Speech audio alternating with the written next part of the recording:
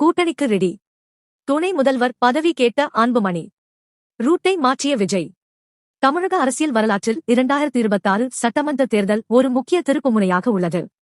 சுமார் 60 ஆண்டு கால திராவிட கட்சிகளின் ஆட்சிகளுக்கு பின்பு நடிகர் விஜய் தலைமையிலான தமிழக வெற்றிக் கழகம் தவக ஆட்சி அமைக்க உள்ளது.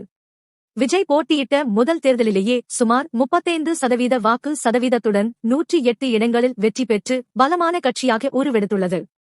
ஆனால் தனித்து ஆட்சி அமைக்க தேவையான 118 இடங்களை எட்டுவதற்கும் தனிப்பெரும்பான்மை உடன் ஆட்சி அமைக்கவும் இன்னும் 10 இடங்கள் தேவைப்படுகின்றன.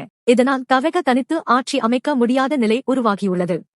தனிப்பெரும்பான்மை இல்லாத காரணத்தால் கூட்டணி ஆட்சி அமைக்கும் பேச்சுவார்த்தைகள் தீவிரமடைந்துள்ளன. தவகவுக்கு இப்போது காங்கிரஸ் கூட்டணியின் ஆதரவு கிடைத்துள்ளது என தகவல் வெளியாகியுள்ளது.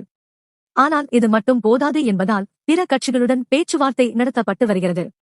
குறிப்பாக அதிமுக கூட்டணியில் இருந்து 5 தொகுதிகளில் வெற்றி பெற்ற பாட்டாளி மக்கள் கட்சியுடன் தவக தீவிர பேச்சுவார்த்தை நடத்தி வருகிறது. அன்புமணி வைத்த செக். பாமக தலைவர் அன்புமணி ராமதாஸ் உடன் நடைபெறும் பேச்சுவார்த்தையிலே ஒரு முக்கிய கோரிக்கை முன்வைக்கப்பட்டுள்ளது. கூட்டணிக்கு வர வேண்டும் என்றால் துணை முதல்வர் பதவியை தனது மனைவி சவுமியா அன்புமணிக்கு வழங்க வேண்டும் என அன்புமணி கேட்டதாக தகவல் வெளியாகியுள்ளது.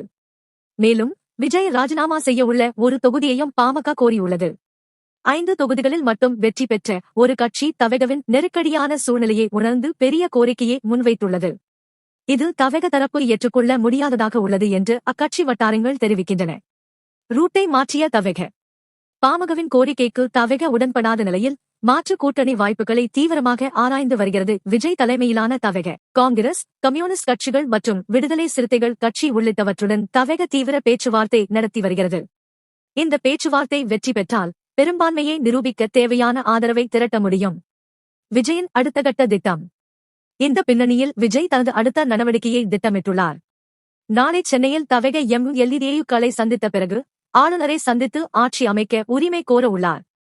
தமிழக வெற்றி கழகம் தலைவர் விஜய் ஆளுநர் ராஜேந்திர அர்லேக்கருக்கு கடிதம் எழுதியுள்ளார். தேர்தலில் அதிக இடங்களில் வெற்றி பெற்ற கட்சி என்ற அடிப்படையில் தவகவுக்கு ஆட்சி அமைக்க அழைப்பு விடுக்குமாறு வலியுறுத்தியுள்ளார். மேலும் பெரும்பான்மையை நிரூபிக்க 14 நாட்கள் அவகாசம் அளிக்குமாறும் கோரிக்கை வைத்துள்ளார். இந்த கடிதத்தின் அடிப்படையில் விரைவில் தவக ஆட்சி அமைக்கும் பதவியேற்பு விழாவுக்கு ஆளுநர் நேரம் குறிக்க வாய்ப்புள்ளதாக அரசியல் வட்டாரங்கள் தெரிவிக்கின்றன. ஆளுநர் எவ்வளவு நேரம் அவகாசம் வழங்குவார் என்பது தெரியாத நிலையில் இந்த குறிப்பிட்ட கால அவகாசத்துக்குள் தேவையான ஆதரவை திரட்டி பெரும்பான்மையை நிரூபிக்க விஜய் தயாராக உள்ளார்.